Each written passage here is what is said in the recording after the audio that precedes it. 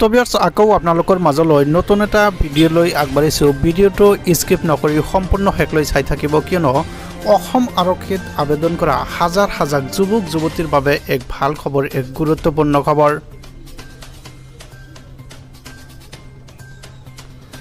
হয়, আপোনালোকে ঠিকই শুনি আছে। অসম চৰকাৰৰ এক ডাঙৰ সিদ্ধান্ত, এক গুৰুত্বপূৰ্ণ সিদ্ধান্ত। 3 অক্টোবৰৰ পৰা আৰম্ভ হ'ব অসম আৰক্ষীৰ শাৰীৰিক পৰীক্ষা। মুঠ 6434টা পদৰ বাবে আৰম্ভ হ'ব এই পৰীক্ষা। অসম আৰক্ষীত আবেদন কৰা হাজাৰ হাজাৰ যুৱক যুৱতীৰ বাবে এক ভাল খবৰ, এক ডাঙৰ খবৰ। ফেচবুক লাইভ কৰি মুখ্যমন্ত্ৰী হিমন্ত বিশ্ব শৰ্মাই এই ঘোষণা কৰিলে। ইফালে এই বিত্তীয় বৰ্ষতে পূৰণ কৰা হ'ব এই পদসমূহ, এই কথা ঘোষণা কৰিলে হিমন্ত বিশ্ব শৰ্মাই।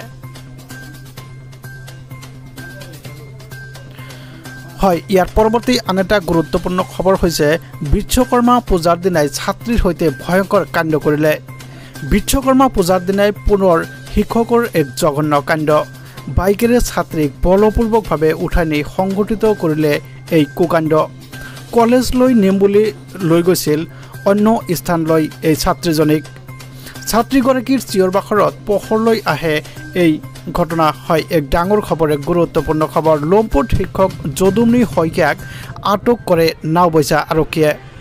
ইফালে বিশ্বকৰ্মা পূজাৰ দিনাই সংঘটিত হোৱা ঘটনাক লৈ সৃষ্টি হৈছে এক উত্তপ্ত পৰিস্থিতিৰ। নাওবৈচা আৰক্ষী ঘটনাস্থলীত উপস্থিত হৈ নিয়ন্ত্ৰণ কৰে সেই পৰিস্থিতি। ইয়াৰ পৰৱৰ্তী আন এটা গুৰুত্বপূৰ্ণ খবৰ হৈছে এটা বিৰিৰ বাবে পিতৃৰ সৈতে নাৰায়ণ পাশৱিক কাণ্ড, এক জঘন্য কাণ্ড সংঘটিত কৰিলে। বিশ্বকৰ্মাৰ পূজাৰ দিনাই নলবাৰীত ভয়ংকৰ ঘটনা সংঘটিত হৈছে। ইফালে এটা বিৰিৰ বাবে পিতৃৰ প্ৰাণ ল'লে পুত্ৰই। নলবাৰীৰ বাসুদেৱ ভৰালি তলাত ভয়ংকৰ এই ঘটনা সংঘটিত হৈছে। সুৰৰ ৰাগেত মাতাল পুত্ৰ নাৰায়ণ বৰ্মনে কৰিলে এই ভয়ংকৰ কাণ্ড। নিহত লোকজন 70 বছৰীয়া নৃপেন বৰ্মন বুলি ইতিমধ্যে জানিবলৈ পোৱা গৈছে। নিশা 12 বজাত সংঘটিত হৈছে এই ভয়ংকৰ ঘটনা, এক মৰ্মান্তিক ঘটনা। সুৰৰ ৰাগেত মাতাল হৈ পুত্ৰই পিতৃক বিচাৰিছিল এক বিৰি দিব নোৱাৰাত পুত্ৰই হানি খুচি হত্যা কৰিলে পিতৃক। হয়, এক মৰ্মান্তিক ঘটনা, এক হৃদয় বিদাৰক ঘটনা, ভয়ংকৰ ঘটনা সংঘটিত কৰি আত্মগোপন কৰি আছিল নাৰায়ণ বৰ্মনে। নলবাৰী আৰক্ষীয়ে খেদি খেদি গ্ৰেপ্তাৰ কৰে নাৰায়ণ বৰ্মনক। হয়, এক ডাঙৰ খবৰ, এক গুৰুত্বপূৰ্ণ খবৰ। বিশ্বকৰ্মাৰ পূজাৰ দিনাই নলবাৰীত এক ভয়ংকৰ ঘটনা, এক হৃদয় বিদাৰক ঘটনা।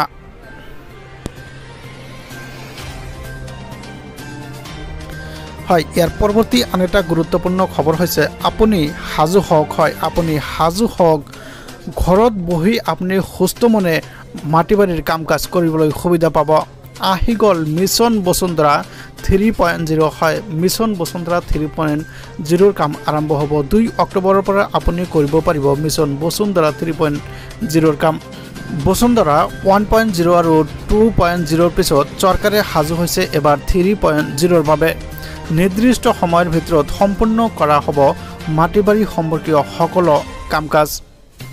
বসুন্ধৰা 3.0ত পুনৰীক্ষণ কৰা হ'ব পূৰ্বে বাতিল হোৱা বহু আবেদন পত্ৰ, এই কথা অসম চৰকাৰৰ তৰফৰ পৰা ঘোষণা কৰিছে।